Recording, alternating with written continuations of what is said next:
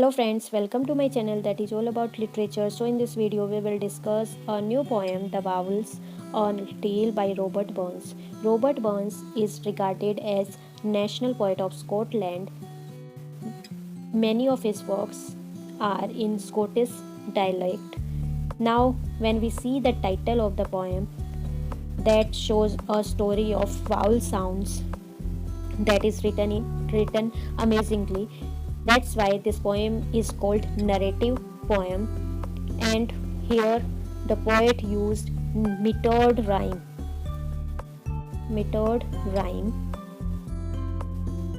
The theme are anguish and unhappiness. Now we see the story. Story is that the alphabet sir Abies, alphabet जिसका नाम sir Abies है, उसने सभी vowels को इकट्ठा किया और उनको बुलाया और उनको बताया कि तुम्हारे साथ में मिस ट्रीटमेंट हो रहा है, उसके लिए हमें सबको मिलके क्या करना पड़ेगा, न्यू साउंड क्रिएट करना पड़ेगा, जिसको उसने नाम दिया डिफ्थोंग्स। एंड इसी तरीके से लैंग्वेज में न्यू एंट्री हुई किसकी, साउंड्स की। I hope you understood the conclusion of the poem.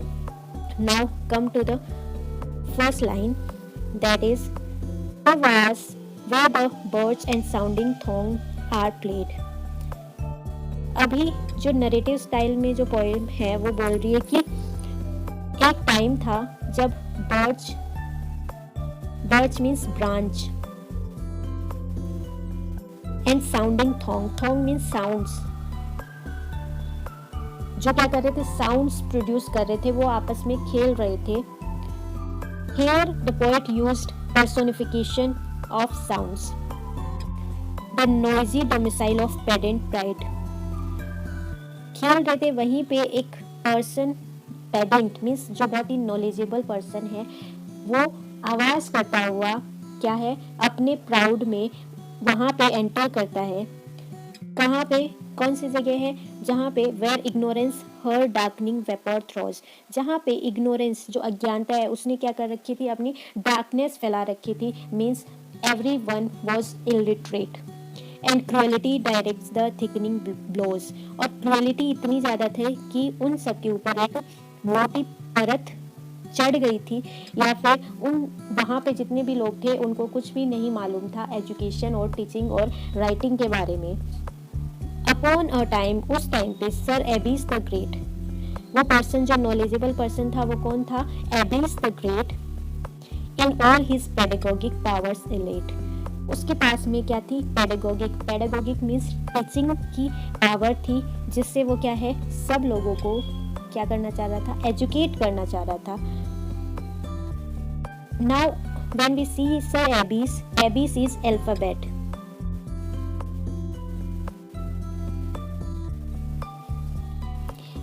And alphabet is the king of all letters। His awful chair of state resolved to mount। उसकी जो awful chair थी वो किस तरीके की थी, बहुत ही अनप्लीजेंट थी, ब्यूटीफुल नहीं थी बिल्कुल भी। Of state resolve to mount, कहाँ पे थी, वो एक बड़ी सी ऊंचाई पे रखी हुई थी, और उसने क्या किया, वहाँ पे वो सर एबीस बैठा हुआ है और जो एक हल निकालना चाह रहा है किसका, एजुकेशन का, अज्ञानता को दूर करने का, इग्नोरेंस को दूर करने का। And call the trembling vowels to account, और उसने क्या किया, जितने भी क्या कर रहे थे, ट्रेम्बलिंग करते कांपते हुए, जो डर से कांप रहे थे, शेक कर रहे थे, उन वाउल्स को इकट्ठा किया, उनको बुलाया, और इस तरीके से वाउल्स की एंट्री होती है। फर्स्ट एंटर्ड ए, सबसे पहले अ ने एंटर किया, और उसकी जो पर्सनैलिटी थी वो ऐसी थी, a grave broad solemn white, but a deform dishonest to the sight. वो बहुत ही सीरियस था, ब्रॉड बड़ा सा था, और सोलेम मीन्स बहुत ज़्यादा हैप्पी नहीं था। लेकिन जैसे ही वो आया, वो कैसे दिखने लगा, डिफॉर्म्ड हो, डिसऑनेस्ट हो, सबको एक डिसऑनेस्ट तरीके से दिखाई दे रहा था। His twisted head looked backward on the way, और उसका जो हेड है वो कैसा था, ट्विस्टेड, मुड़ा हुआ था, लाइक वी राइट ए, इस तरीके से लिखते हैं तो ये ट्विस्ट हो गया। ऐसे ही उसका हेड था ट्विस्टेड था, looked backward on the way, ऐसा लग रहा था कि वो पीछे की तरफ देखता हुआ चल रहा हो। And flagrant from the scorch he grunted I, और जैसे ही वो वहाँ पे पहुँचा, फ्लैग्रेंट बहुत ज़्यादा शॉक्ड था और बुरी हालत में था, और उस बुरी हालत में उसने क्या किया, स्कॉर्च मीन्स बहुत ज़्यादा उसको ट्रबल हो रही थी, पीड़ा हो रही थी, इसलिए उसने जोर से चिल्लाया I. This is called diphthong, A and I is called diphthong. Diphthong इस दो वाउल साउंड मिलके डिफ्थोंग कहलाते हैं। Now second one is reluctant E, stocked in with piteous race. अब क्या था, ई ने एंटर किया, वो कैसा था, रिलक्टेंट था, उसको कोई इच्छा नहीं हो रही थी आने की। स्टॉक्ड इन, वो बहुत धीरे धीरे चल रहा था, विद पीटियस रेस, बहुत ही दयनीय तरीके से चल रहा था, बहुत बुरी तरीके से, धीरे धीरे। And jostling tears rain down his honest face, और वो इतना ज़्यादा दुखी था कि उसके आंखों से बड़े बड़े आंसू निकलने लगे। दैट नेम, और उसने एक नाम दिया, that well worn name and all his own, और उसका खुद का ही एक अपने आप में एक नाम था जो अनप्लीजेंट दिख रहा था, जो घिसा पिटा सा था, रिपीटेडली अपना ही नाम लिए जा रहा था वो। Pale he surrenders at the tyrant's throne, और वो इतना ज़्यादा डर गया कि वो उसकी साइड कैसी लग रही थी, पेल लग रही थी, और उसने अपने आप को सरेंडर कर दिया उस थ्रोन के सामने, टायरेंट थ्रोन। यहाँ पे टायरेंट बोला है अल्फ़ाबेट्स को, उनके सामने उसने सरेंडर कर दिया। द पेडेंट स्टेफल्स कीन द रोमन साउंड। अब जो पेडेंट था मीन्स जो अल्फ़ाबेट था, जो नॉलेजेबल पर्सन था, उसने क्या किया, स्टाइफल मीन्स उसको रोक दिया, वहीं पर दबा दिया, कीन द रोमन साउंड, कि वो कुछ दूसरा वर्ड प्रोड्यूस करे उससे पहले ही उसने क्या कर दिया, उसको स्टॉप कर दिया।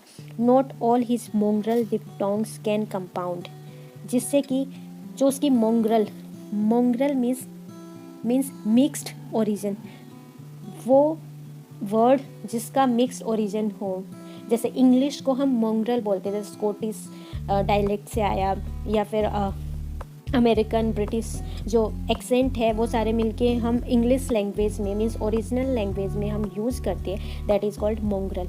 तो यहाँ पे not all his mongrel diphthongs can compound, जिस वजह से पेडेंट ने उसको रोक दिया बीच में, उस वजह से उसने कोई भी मोंग्रल डिप्टोंग्स को प्रोड्यूस नहीं किया, उसको बनाया नहीं। And next the title following close behind, और इस तरीके से उसका जो टाइटल है वहीं पे रुक गया, मीन्स वो अपने आप में ई कहलाया। ही टू द नेमलेस घासली रेच असाइंड, अब उसको कोई भी नाम नहीं मिला, इसलिए वो अपने आप को क्या है, नेमलेस कहलाया। घासली रेच असाइंड, वो बहुत ज़्यादा अनहैप्पी हुआ इस बात से, अनप्लीजेंट था, जो उसको कोई भी नाम नहीं मिला या फिर उसने कोई भी वर्ड प्रोड्यूस नहीं किया। I hope you guys are understanding these things. Now move next to the line or next stanza. The cobwebbed Gothic dome resounded why.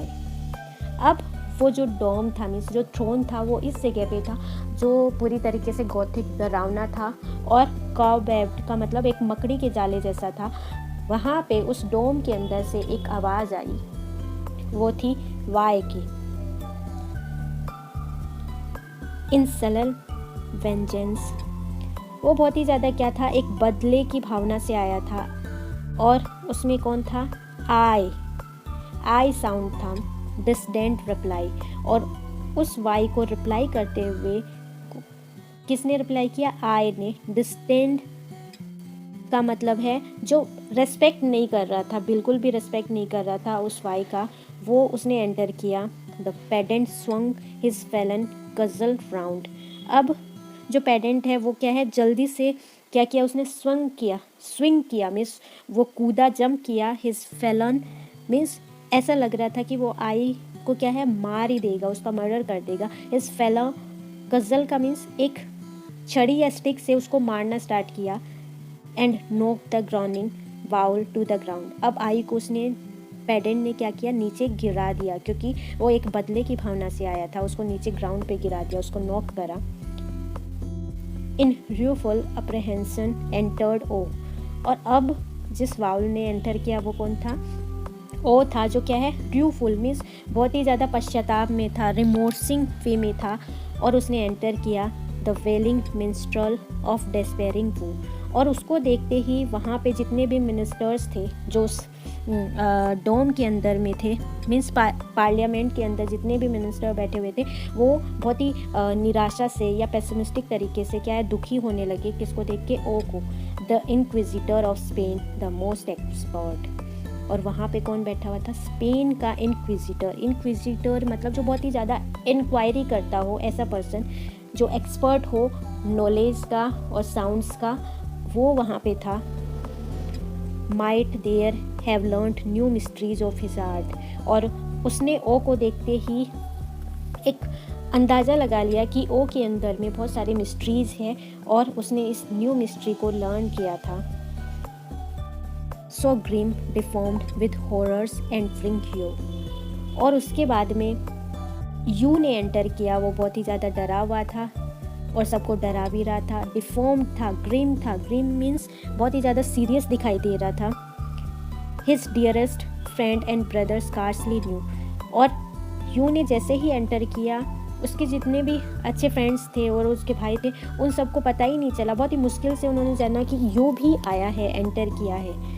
और जैसे ही यू ने एंटर किया, वैसे ही as trembling U stood staring all अघास्ट।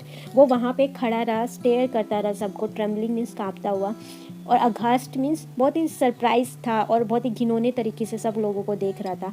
The pedant in his left hand closed him fast. और pedant ने भी क्या किया, उसको जैसे ही वो वहाँ पे खड़ा था, उस नॉलेजेबल पर्सन ने उसको बहुत मजबूती से पकड़ लिया, क्लच कर लिया। और इस वजह से in helpless infants tears he dipped his right. और इस वजह से वो एक तरफ से क्या हो गया, नीचे की ओर डूबने लगा, हेल्पलेस जैसा, क्योंकि वो अपने आप को छुड़ा नहीं पा रहा था, बिकॉज यू इज़ इन्फेंट, बहुत छोटा था, और रोने लगा और एक राइट साइड में डूबने लगा। Baptised him you. और उसको एक नया नाम मिला, वो था you. Baptise means new name. And kicked him from his side. और उसने किक किया, पेडेंट ने उसको किक किया और उसको एक न्यू नेम मिला और उसको भगा दिया वहाँ से। I hope you guys understood the originity of vowel sound. Actually this poem is in funny way and how sounds were created. I hope you guys understood everything. Here poet has used alliteration, personification and simile